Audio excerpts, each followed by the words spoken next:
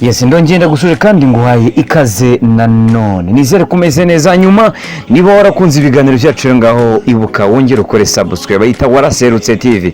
Yanitswe MC Robert Imana igumera umugisha yo niba ukunda ibiganiro byacu rero niba twumva uri hanze y'igihugu nakubwira ngo making a subscribe na sharing izo stories zitandukanye.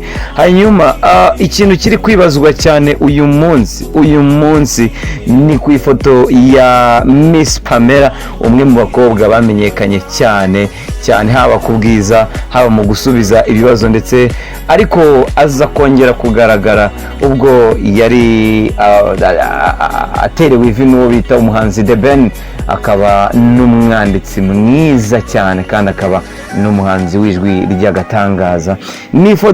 Iyo foto urora ni ifoto yakomeje kuvugisha benshi ku mbuga nkoranyambaga, benshi bakibaza bati se birasa nkaho Miss uyu Pamela yaba ari kugaragaza ibindi bimenyetso.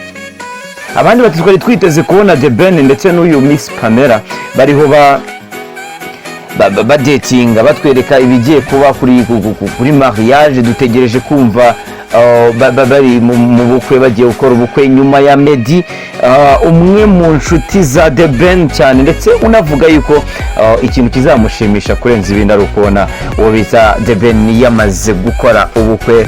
Ikindi kandi yanongeye kuvuga ati uko urukundo wanyeretse wowe The Ben, nanjye nzarukwereka igihe uzaba uri kumwe n'uwo wakunze. Nta wundi abanyarwanda bazi, nta wundi abanyamahanga bazi, nta wundi abafana ba The Ben bazi, ahubwo twese turi gutekereza tuti se si Miss Pamela. Ibyo rero kubyibaza nkahita nza nanjye nkahita ntekereza, ndetse n'abandi ku mbuga nkoranyambaga bati iyi foto iriho The Ben na Miss Pamela, umwe ari kureba imbere undi ari kureba inyuma, ni ukuvuga ngo bateranye imigongo mu magambo makeya.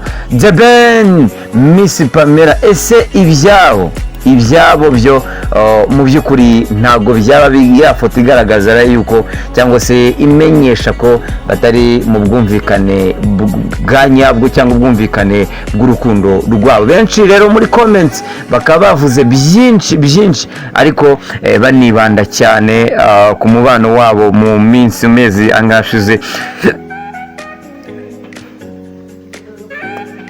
angashize utarigeze uvugwaho rumwe kubera ko nta nkuru nshyashya bigize bumva. Ariko iyi foto ikaba yongeye gutuma benshi bakurikirana imbuga nkoranyambaga bibaza bati se The Ben yaba atari mu rukundo n'uyu mu Miss Pamela, kobwa mwiza pe. Gaye nguko ni ibintu tukomeje kugenda twibaza tukavuga tuti se urukundo rwabo kubera iyi foto rwaba rusobanuye ko rudahari, rwaba ari urukundo umuntu wese atari gutekereza ngo yumve ko The Ben na Pamela batakiri mu rukundo. Iyi foto urayibona ute?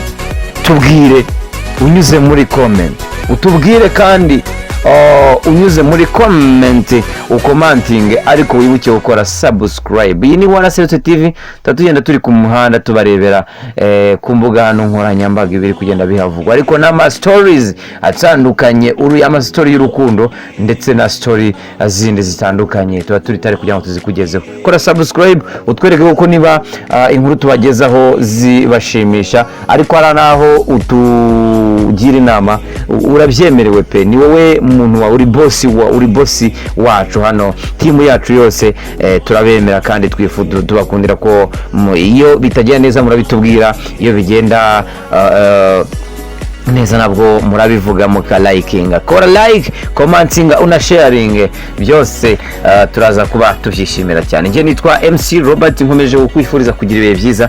Iyi bayita Waraserutse TV. Tubwire muri comment, tubwire wowe ifoto uri kuyibona ute? Ese ntago yari amamenyesha ya Miss Pamela ko uyu muhungu baba batari mu rukundo habe na gatoya?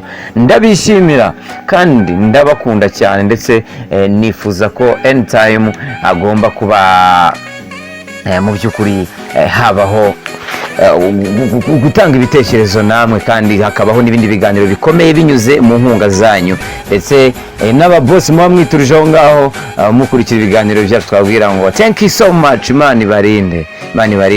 Twebwe tugomba kubaha buri kimwe cyose gishoboka kugira ngo amakuru menshi ya entertainment mba ndi tayari n'izindi stories zitandukanye mba ndi tayari kugira ngo zikugereho 5 kuri 5. Ndabakunda kandi ndabishimira. Wibuke subscribe, share then unaliking story zacu